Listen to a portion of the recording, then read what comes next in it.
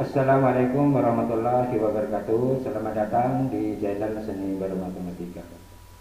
Pertemuan kali ini merupakan pertemuan yang ke-11 yang akan mempelajari tentang aplikasi turunan fungsi trigonometri. Tentu aplikasinya di sini sama dengan aplikasi pada fungsi aljabar. Oke. Kita lanjut. Konsep turunan fungsi trigonometri dapat digunakan untuk menentukan kecepatan dan percepatan dari suatu benda yang bergerak yang berhubungan dengan gerak melingkar atau gelombang. Oke, lanjut. Kecepatan sesaat partikel itu adalah turunan pertama dari fungsi gerak terhadap waktu. Sedangkan percepatan itu merupakan turunan pertama dari fungsi kecepatannya, atau boleh dikatakan turunan kedua dari fungsi semula atau fungsi partikel terhadap variabel waktu. Oke ya, kita lanjut ke contoh soal yang pertama. Sebuah gelombang transversal merambat dengan persamaan Y sama dengan 2 sin 5 Vt dikurang Vx. Ini soalnya ya. Sebuah peneliti dilakukan pada jarak 4 meter dari pusat gelombang. Tentukan berapa kecepatan dan percepatan partikel gelombang tersebut pada saat detik kedua. Oke, kita lihat penyelesaiannya. Yang pertama kita tulis ulang dulu persamaan gelombangnya.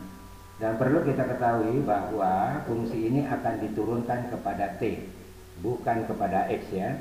Oke, jadi X-nya itu dianggap konstan. Oke, untuk mendapatkan kecepatan, maka persamaan gelombangnya ini kita turunkan. Jadi V sama dengan Y aksen. Turunan daripada 2 sin 5 Vt dikurang Vx. Turunan daripada 2 sin itu didapat 2 cos 5 Vt dikurang Vx. Setelah itu turunkan sudutnya ini. Ingat, sudutnya ini diturunkan kepada T. Turunan dari 5 Vt dikurang Vx itu tidak lain adalah 5 V. Karena Vx-nya dianggap konstan, maka turunannya 0. Sehingga kalau disederhanakan 2 dikali 5V itu didapat 10V cos 5 Vt dikurang Vx. Selanjutnya kita akan mencari rumus daripada percepatan yang merupakan turunan daripada kecepatan. Kita lihat. Jadi ini tadi V-nya adalah 10V cos 5 Vt dikurang Vx. Untuk mendapatkan kecepatan, maka ini diturunkan. Turunan daripada cos itu tidak lain adalah min. Ini ya, 10V tetap V. Cos adalah turunannya min sin. Lalu turunan daripada yang di dalam, ini sudutnya, ingat diturunkan kepada X, kepada T. Jadi X-nya itu konstan. Turunan dari 5 Vt dikurang Vx itu tidak lain 5V yang ini. Sehingga jika disederhanakan, min 10V dikali 5V itu didapat min 50V berpangkat 2. Sin tidak berubah. Oke ya, ini adalah persamaan percepatannya. Oke, kita lanjutkan. Di mana tadi bahwa peneliti itu dilakukan pada jarak 4 meter, itu berarti X-nya, sedangkan T-nya itu adalah 2T. Untuk memperoleh kecepatan, maka X sama dengan 4 dan T sama dengan 2 ini disubstitusi ke situ.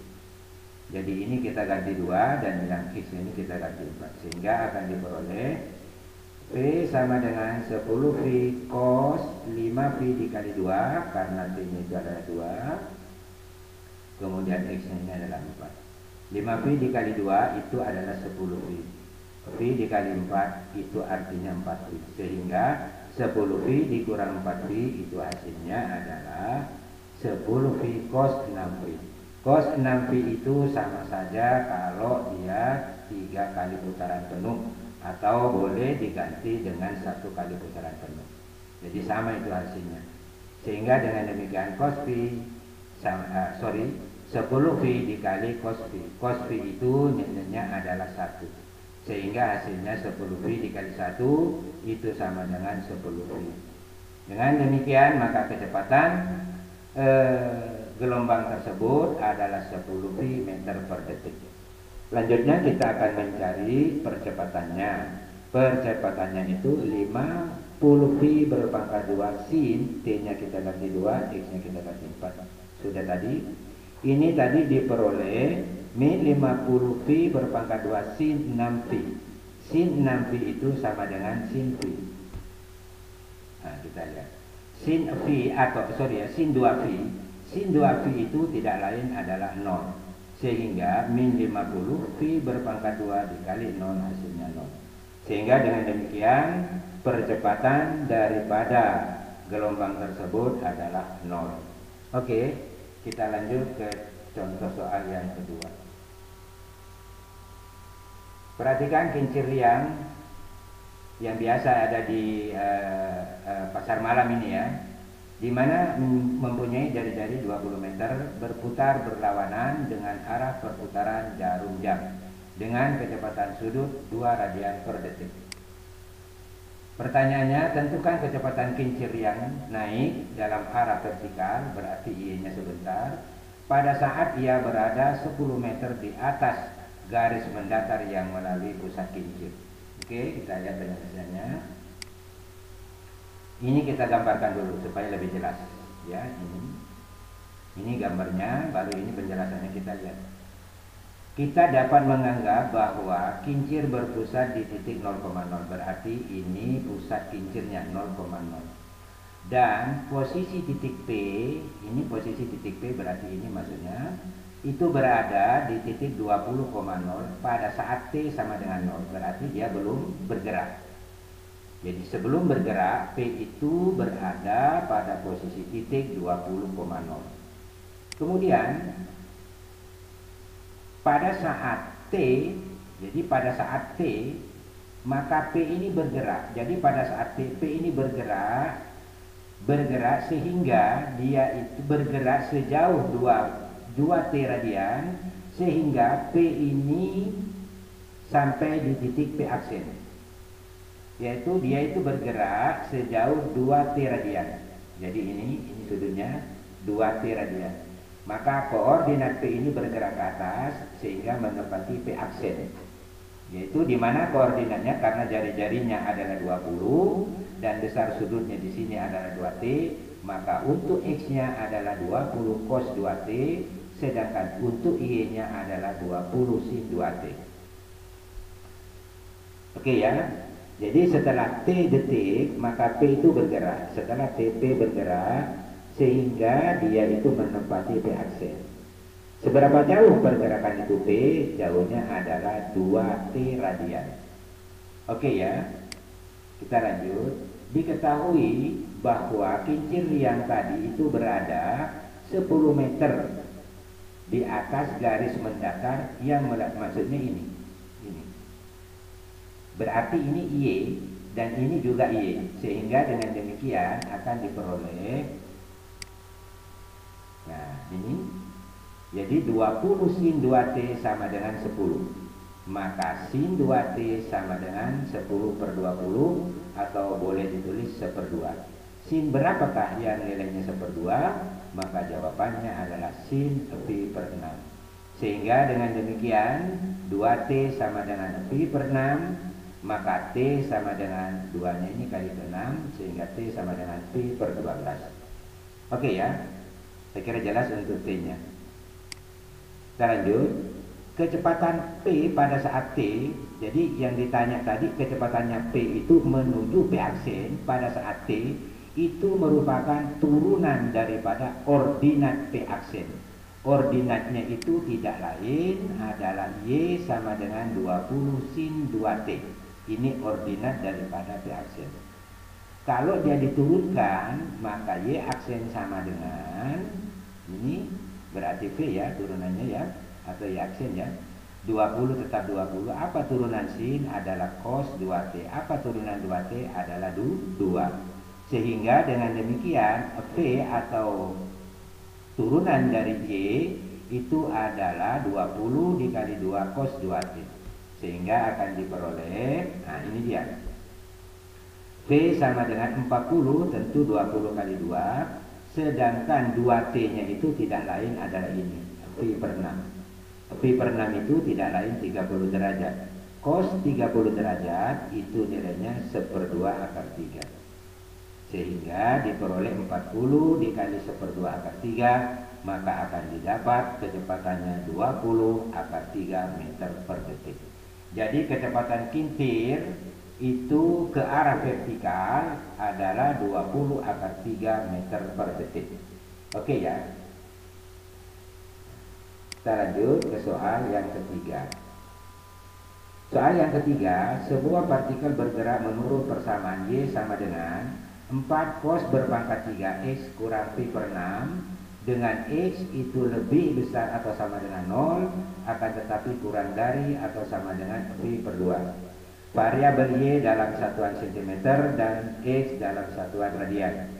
Jika x bertambah 0,6 radian per detik, maka tentukan laju perubahan Y terhadap waktu ketika x-nya itu sama dengan pi per 3. Oke, kita lihat penyelesaiannya. dy per dx turunan daripada y. Saya kira kemarin ini sudah dipelajari turunan berantai. Tentu cara menurunkannya, 3 ini dikali ke depan dengan 4, lalu 3-nya ini dikurang 1 maka menjadi 2. Oke ya. Berarti cos berpangkat 2 sudutnya tetap. Setelah itu dikali dengan turunan cos itu sendiri. Apa turunan cos? Berarti min sin sudutnya adalah x kurang pi per 6. Terakhir dikali turunan sudutnya. Apa turunan x dikurang pi per 6? Turunan x adalah 1, turunan pi per 6 itu adalah 0. Makanya di sini tidak ditulis karena dia adalah 1. Sehingga dengan demikian tinggal min-nya ini dikali ke depan, 4 dan 3 itu dikalikan, maka akan diperoleh, kita lihat, min 12, jadi min ini ke depan, 4 kali 3 12, cos kuadrat tidak mengalami perubahan, sinnya sudah positif ya, karena min ini lari ke depan. Oke, kita lanjut. dx per dt diketahui tadi, pertambahan x itu 0,6. Jadi dx per dt-nya 0,6 atau 3 per 5. Sedangkan yang ditanyakan itu adalah, nah ini x-nya ya, x-nya tadi pi per 3. Sedangkan yang ditanyakan itu adalah dy per dt. dy per dt sama dengan dy per dx dikali dx per dt. dy per dx-nya tadi sudah ada di slide sebelumnya dan dx per dt juga sudah ada. Kita lihat, tinggal disubstitusi. Ini tadi dy per dx-nya min 12 cos kuadrat x kurang 6pi dikali sin x kurang 6. Sin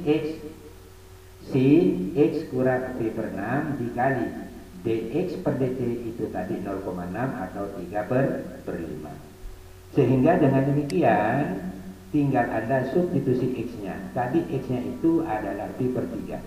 Ini tidak mengalami perubahan. Jadi kita lihat min 12 dikali dengan 3 didapat min 36 per 5. Jadi ini langsung dikalikan ke sini. Oke ya. Jadi diperoleh min 36 per 5 cos kuadrat x-nya kita ganti pi per 3 dikurang pi per 6. Demikian pula juga dengan sinnya. Kita lanjut.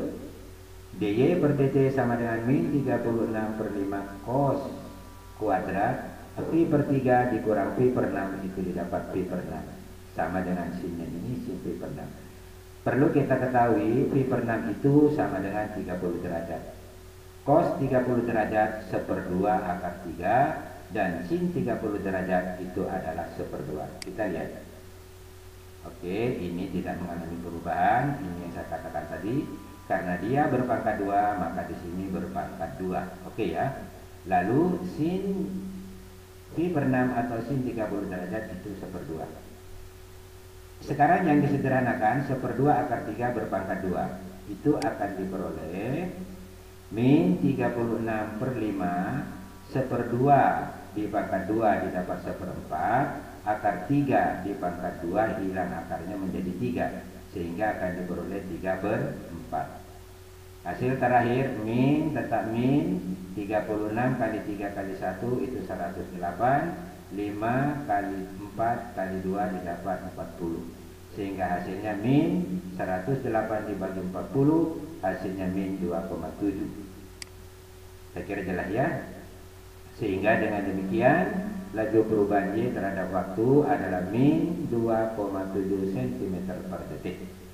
Oke, kita lanjut ke slide berikutnya. Latihan soal. Nah, ini soalnya kalau dikerja, ini ya, semua soalnya dikerja, dan saya sudah lengkapi dengan kuncinya. Ada 3 soal ini kalau tidak salah.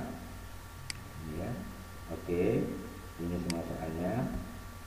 Ini semua soal ini ada di contoh soal tadi. Jadi kalau Anda belum jelas, maka dilihat di contoh soal ya. Oke, ini 1, ini 2, lalu yang ketiga ada di slide berikutnya. Kita lihat.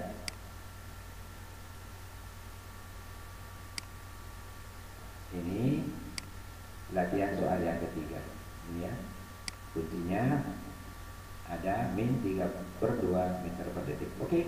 Saya kira sampai di sini penjelasan saya. Mohon maaf atas segala kekurangan. Wabillahi taufik wal hidayah. Wassalamualaikum warahmatullahi wabarakatuh.